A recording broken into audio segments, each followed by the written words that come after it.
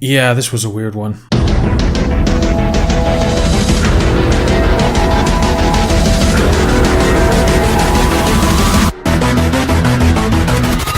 Hey, do you guys like Lord of the Rings as much as I do? Well, this is made by Peter Jackson.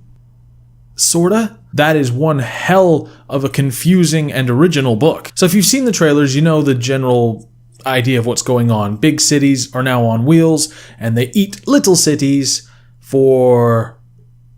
The film shows that essentially what they're looking for are old parts or old tech, as they keep calling it. And then the rest of the city that they swallow up just gets thrown in the furnace as fuel. But it's okay, because the people of that city are offered citizenships and jobs, so it's okay. And this is how the film begins. There's a tiny bit of narration at the beginning, but to be honest, most of it'll just go over your head because you'll be like, you're so trying to be Lord of the Rings right now. So the idea is the world has been split into a lot of different pieces by what can only be assumed as nuclear war or weird other weapon kind of war. In between there and now, we put cities on wheels. With me so far? Well, jokes aside, there's a lot of really interesting and unique ideas about this film that I really liked. And a lot that I didn't. So first off, the idea of these massive cities being housed on wheels is interesting and original as far as I'm aware. But in terms of the big predator cities, they just go around munching up all the little towns and little divisions of Europe that aren't so big and aren't so strong. I'm pretty sure there's a lot of social commentary hidden in this book and likewise this film. That being said, we're not focused on that. We're focused on the plight of Hester Shaw, as she's referred to numerous times by the ever enigmatic and yet somehow so enticing Hugo Weaving. But as you can see in the trailer, Hugo Weaving has killed her mother, scarred her, and left her with nothing but a burning desire for revenge. It's not quite so simple. She's basically been brought up by something. That's the best way I can put it without spoiling it, but to be honest, even to try and spoil it, I would not be able to spoil it because I have no idea what this thing was. You know when you see a film and you say, this guy stole the show, this guy stole every scene. Well, this thing stole every scene, but for completely the wrong reason. Every time it made a reappearance, there I was in the cinema going, no. Because I'm sure it's better explained what this thing is in the books, but in the film, you just kind of have to go with. And unless I'm really, really engrossed in your film and your world, I don't want to do that. Other bad things involve undeserved character sacrifices. This film has a lot of characters prepared to give their life for the cause, and the cause is defending this giant wall, which is pretty much what I can only assume is Asia, based on the information we're given. Again, this film does not explain itself very well. And what it comes down to is we already have our three most interesting characters. We have Hester Shaw, and we have Hugo Weaving as Valentine, and we have this other guy called Tom, not really knowing where he's going or how the hell he's going to find his way home. That's kind of how I felt watching this film. What on earth is going on? I spent so much of this film asking, what is happening? What made that happen? Why are they doing that? What is that? Who is this? What is going on? And if I spend the first hour of your 2-hour epic movie going, what the hell is happening? That's bad. Some people will try and say, no, it means it keeps you guessing. It means it keeps you on your toes. It means it makes you think. Yeah, it did make me think. It made me think, how much longer is this movie? How many more characters are going to be thrown at me? How many more plot devices? How many more,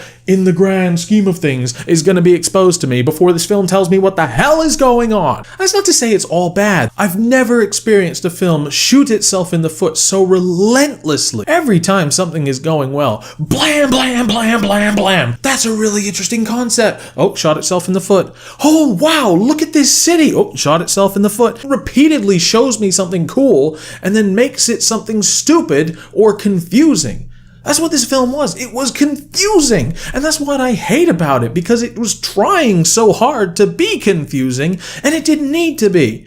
The last act of this film falls into place and everything makes sense, but not in a, oh, you've solved the mystery kind of way, in a, why didn't you just tell us that? The grand reveal doesn't make you go, oh, that's what was going on. It makes you go, well, it makes no sense that you hid that. If I'd known that was what was happening, I'd have been on board. The final act really slots everything into place, and it is epic. This is a grand finale in a film that did nothing to earn it. It did not earn the ending. Everyone's dying left and right. It's an epic finale, guns going off, planes exploding, and it's just like, this is amazing. This film doesn't deserve this ending. So much of this film could have been left on the cutting room floor to make for a better film. The living thing that I mentioned earlier, you could have taken it out of this film completely, and not only would it not have hurt the film, it would have improved the film. But again, it's based on a book I haven't read, so I can't say if it was just not done justice, but this aspect of the film holds it back. A really exciting opening scene where a little city on wheels is trying desperately to escape London, which is coming to consume it. You just see it trying so hard. It's just like, oh, the big bad is coming to get us. And the big bad in this case is cliches and confusing plot holes and nonsense. And it's coming to get the film. Run away, little film, run away. And of course, yeah, it ends up getting anchored and pulled in by the bad things. But I won't say it's quite a perfect metaphor visually because it still does some things right. If I'm being honest with myself, it does more things right than it does wrong.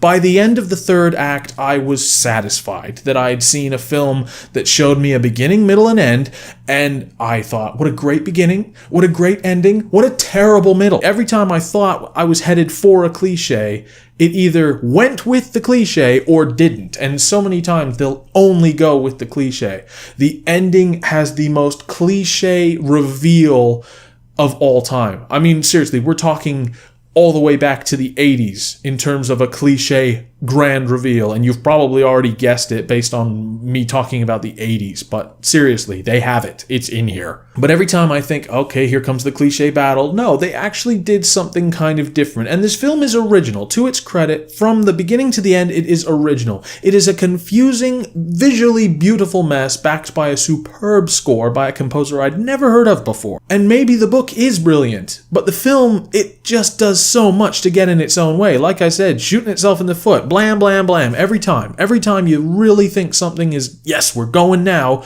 I'm on board now, it does something stupid. If there was a grade I could give this, it would be in between uncommon and rare, and I don't have a card for that. I could invent one for the sake of this film, but I really can't see how many times I would be in between them. With the positives outweighing the negatives, I will give it a rare. There's good times to be had here. It is an unusual experience, but I walk away from it glad that I had it. Maybe not a 4K Blu-ray, but I would probably be willing to see it again. And in the end, that's a good film. To me. If you liked it, tear that like button limb from limb, and if you want to be among the first to be notified of new content on the channel, go ahead and slam that subscribe button and ring that bell, and I will see you guys next time.